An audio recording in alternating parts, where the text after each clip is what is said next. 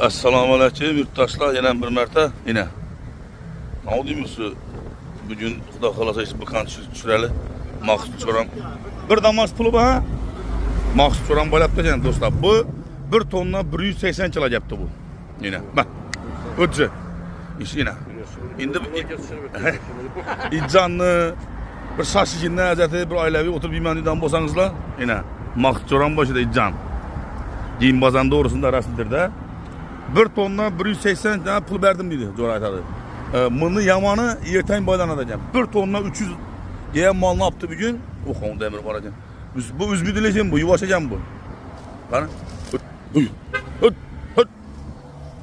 Yüz vermesin bu yine. Bu 1 tonna 180 kilo degan buqa bu yine. Endi bir oilaviy shashlikidan ya bir burajanidan bo'lsangizlar, bemalol maqsud aloqa chiqaverasizlar.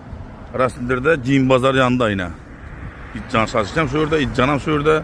Yeten söyledi ekan bu. Şimdi bizlere aytdı, Jo'raga bayladım dedi. Gelip düşüremen doğrusu biz hem kızıkamız şunu hesabına. Bunun bukağına bakkanama rahmet. Şimdi bizlere baktık, bu dereceden bakmadık diyeceğim doğrusu. Şimdi bukağa bakkanlara, kızıkanlara yer koyaslam onu. Baka beresi özleriniz yine. Yine hora koy, üzedik bu. Üzecek misin ya? Yine.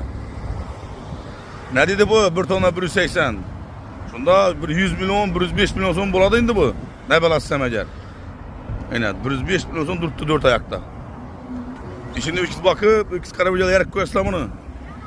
Çık baka, komentarınızı kaldırasın öz filanizini. İnşallah baksa bulamı, nıtçanın vay baktı da bul İslam'ını, tızın pul yedi de bul İslam'ını. Aynen canı. İyicesin mi? 91'lik 993 72 22. He? Yaxshi mısın? Yine. İccanı navuzlayıp da şöyle gelen verasın. YouTube'a mı koyamam bunu az kula kalacağım.